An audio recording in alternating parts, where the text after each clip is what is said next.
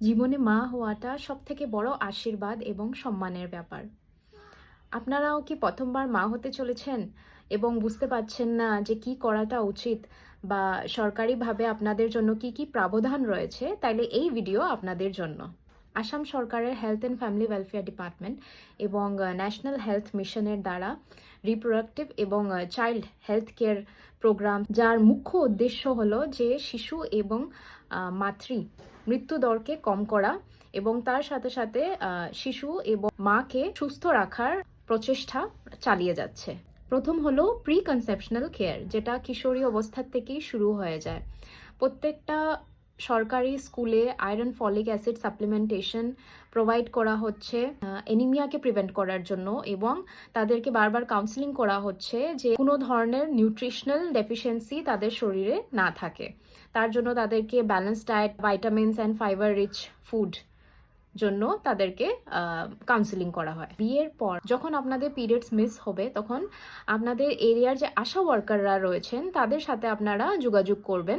তাদের কাছে নিশ্চয় কিট থাকে, তো সেটার মাধ্যমে তারা আপনাদের প্রেগনেন্সিটা কনফার্ম করবেন। প্রেগনেন্সিটা কনফার্ম হওয়ার পর আর্লি রেজিস্ট্রেশন করাবেন।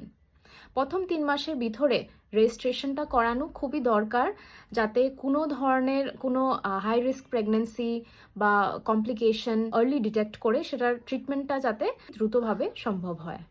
প্রথম রেজিস্ট্রেশনের সময় আপনাদের প্রথম অ্যান্টিনেটাল চেক আপ হয়ে যায়। প্রেগনেন্সি টার্মটা টোটাল 3টা ট্রাইমেস্টারে আমরা ডিভাইড করি: ফার্স্ট ট্রাইমেস্টার, সেকেন্ড ট্রাইমেস্টার এবং থার্ড ট্রাইমেস্টার। ফার্স্ট ট্রাইমেস্টার হলো প্রথম 3 মাস, সেকেন্ড ট্রাইমেস্টার হলো 4th, 5th অ্যান্ড 6th, এবং লাস্টের যেটা ট্রাইমেস্টার সেটা লাস্টের 3 মাসকে ধরা হয়।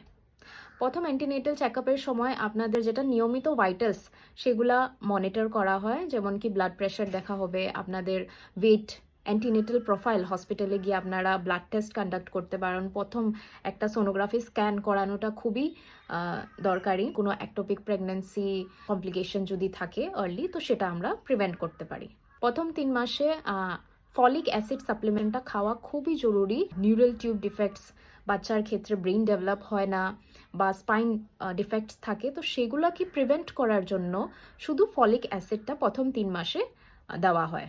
অনেক ক্ষেত্রে আমরা দেখি যে মহিলাদের এক্সেসিভ নশিয়া বা ভমিটিং থাকে, মর্নিং সিকনেস থাকে, তো সেই ক্ষেত্রে তারা যাতে খুব শর্ট শর্ট ইন্টারভেলে অল্প অল্প করে মিলটা খায়, স্পাইসি ফুড বা ফ্যাটি ফুডটা অ্যাভয়েড করে, এবং তারপরও যদি দেখা যায় যে এক্সেসিভ ভমিটিং হচ্ছে, তো ওই ক্ষেত্রে ভাইটামিন B6-এর সাপ্লিমেন্টস, পাইরিডক্সিন বা ডক্সিলামাইন পেশেন্টকে দেওয়া হয়। প্রথম ট্রাইমেস্টারে যখন রেজিস্ট্রেশন করা হয় তখন এমসিপি কার্ড একটা প্রোভাইড করা হয়।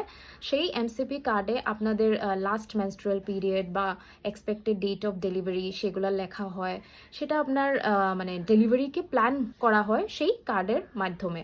প্রথম 3 মাসের সময় আপনারা ব্লাড টেস্টের মধ্যে কি ব্লাড টেস্টটা করানো খুবই জরুরি। 1 নম্বর হলো আপনাদের হিমোগ্লোবিন টেস্ট। 2 নম্বর আপনাদের ব্লাড গ্রুপটা জানা খুবই জরুরি। অনেক ক্ষেত্রে নেগেটিভ ব্লাড গ্রুপ থাকে মায়ের, তখন আমরা এনটিডি নেশনের জন্য আমরা অ্যাডভাইস করি। 3 নম্বর আপনাদের থাইরয়েড প্রোফাইল টেস্ট করতে হবে। Viral profile urine test, urine protein বা ইউরিন সুগারকে ডিটেক্ট করার জন্য খুবই দরকারি। প্রথম 3 মাসের সময় টিডি ভ্যাকসিনেশনটা যারা এএনএম দিদিরা আপনাদেরকে দিয়ে দেয়, এটা টিডি ডোজ 2, সেই ভ্যাকসিনেশনটা আবার 1 মাস পরে রিপিট করতে হয়। মায়েদেরকে একটা মামনি বুকলেট প্রোভাইড করা হয়, একটা ছোট বই। তো সেটার মধ্যে ছবির মাধ্যমে খুব ইজিলি ভাবে বোঝানো হয়েছে যে কি করতে হয় গর্ভবতী মহিলাকে এবং কি করাটা নিষেধ। এবং প্রথমবার রেজিস্ট্রেশন করানোর পরে মায়েদেরকে 1000 টাকা তাদের অ্যাকাউন্টে 2টা ইনস্টলমেন্ট করে দেওয়া হয়, এবং বাকি 500 টাকা সেকেন্ড অ্যান্ড থার্ড ট্রাইমেস্টারে তাদেরকে দেওয়া হয়। এই সমস্ত 9 মাসের সময় অ্যাটলিস্ট আপনারা 4 বার অ্যান্টিনেটাল চেক আপটা করাবেন। যদি 4 বার সম্ভব হয় না, তখন অ্যাটলিস্ট আপনারা 3 বার অ্যান্টিনেটাল চেক আপটা নিশ্চয়ই করাবেন। সময় সময় নিয়মিতভাবে আপনাদের আশা ওয়ার্কার্সরা আপনাদেরকে জানিয়ে দেবেন। ওই ডেটে আপনারা আপনাদের এএনএম দিদিদেরকে ভিজিট করবেন, এবং তারা ভাইটালস, আপনাদের blood pressure, weight, fundal height, haemoglobin এগুলো চেক করে থাকবে।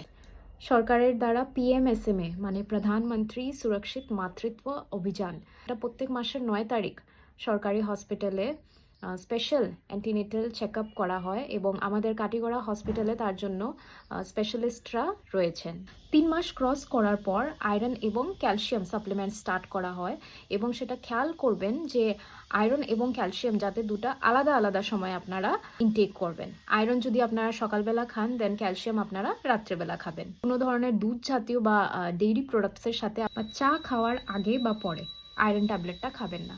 আয়রনকে সবসময় ভাইটামিন সির সাথে আপনারা ইনটেক করবেন। ভাইটামিন সি মানে ধরুন লেবু বা আমলকি বা অরেঞ্জ, মৌসম্বি, এগুলো ধরনের বা ভাইটামিন সি ট্যাবলেটসও পাওয়া যায়। ওইগুলোর সাথে আপনারা আয়রন ট্যাবলেটটা খেলে আয়রনের অ্যাবজর্পশন ইজিলি হয়। এএনএম দিদিরা ডায়াবেটিসের জন্য তারা সুগার চেক করে, বা পা যদি ফুলা থাকে বা হাই ব্লাড প্রেশার থাকে এবং ইউরিনে যদি অ্যালবিউমিন থাকে, তখন সেটা মানে প্রি এক্লেমশিয়ার চান্সেস থাকে। তো সেটাকে প্রিভেন্ট করার জন্য খুবই দরকার যে আপনারা সেকেন্ড ট্রাইমেস্টারে এবং থার্ড ট্রাইমেস্টারে হসপিটাল ভিজিটটা করুন। 5 মাসের সময় একটা অ্যানোমালি স্ক্যান করানোটা খুবই দরকারি, কারণ কোনো ধরনের কোনো বার্থ ডিফেক্ট বা কনজেনাইটাল অ্যানোমালি যদি রয়ে থাকে তো সেটা আর্লি ডিটেক্ট করাটা খুবই জরুরি। থার্ড ট্রাইমেস্টার মানে 7, 8 এবং 9 নম্বর মাসের সময় আমরা মায়েদেরকে বলি যে তারা কোনো ধরনের কোনো হেভি ওয়ার্ক না করে এবং light exercise at least 30 minutes walk daily continue রাখেন। থার্ড ট্রাইমেস্টারে সোনোগ্রাফিটা করানো খুবই দরকার, যাতে আমরা বেবির পজিশন এবং প্রেজেন্টেশনটা জানতে পারি এবং নর্মাল ডেলিভারি হবে না সিজারিয়ান হবে সেটার জন্য যাতে আমরা প্ল্যান করতে পারি। ডেলিভারির টাইমটা কাছে আসলে আপনারা আপনাদের ব্যাগটা প্যাক করে রাখবেন। সমস্ত কাপড়, এসেনশিয়ালসগুলো, স্যানিটারি প্যাডস এবং তার সাথে সাথে যেগুলো মেডিকেল রিপোর্টস, এমসিপি কার্ডস, সেগুলো আপনারা রেডি করে রাখবেন।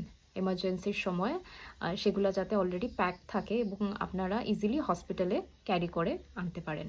ইডিডিটা ক্রস করার পরও ফ্যামিলির মানুষেরা ওরা অপেক্ষা করতে থাকে যে কখন নর্মাল পেনটা আসবে, ডেলিভারি পেনটা আসবে। বাট সেটা কিন্তু শিশুর ক্ষেত্রে অনেকই ক্ষতিকারক হতে পারে। ভিতরের জল হয়তো শুকিয়ে যেতে পারে বা বেবি হয়তো মেকোনিয়াম পাস করতে পারে। তাই পেইন আসুক বা না আসুক, আপনারা যে ইডিডি ডেটের সময় হসপিটালে নিশ্চয়ই ভিজিট করবেন। অনেক ক্ষেত্রে কি হয় যে ডেলিভারি টাইমের আগেই লিকিং পিভি হয়ে যায় বা জল ভেঙে যায়। মায়েরা যদি 24 ঘন্টা হয়ে গেছে বেবির কোনো ধরনের মুভমেন্ট পাওয়া যাচ্ছে না, তখনও আপনারা হসপিটালে ইমিডিয়েটলি ভিজিট করবেন। আগের সময় দেখা যেত যে ঘরেই যারা বয়স্ক মহিলারা ছিলেন বা দায়ীরা ছিলেন তারা নর্মাল ডেলিভারি করার চেষ্টা করতেন, বাট তার ফলাফলে অনেক ধরনের ইনফেকশনস হয়ে যেত। ধরুন কট ক্ল্যাম্প বা কট কাটের সময় যেগুলো ইনস্ট্রুমেন্টস ব্যবহার হতো সেগুলো স্টেরাইল থাকতো না, কোনো ধরনের অ্যান্টিসেপটিক প্রিকশনস নেওয়া হতো না। তাই আপনারা ইনস্টিটিউশনাল ডেলিভারি বা হসপিটাল ডেলিভারিটাই প্রেফার করবেন। ইনস্টিটিউশনে ডেলিভারি হলে তার অনেক গুণাগুণ আছে। 1 নম্বর, যে নিউবর্ন থাকে তার এসেনশিয়াল কেয়ার করা হয়, দরকার পড়লে তাকে এনবিএসইউতে অ্যাডমিট করা হয়।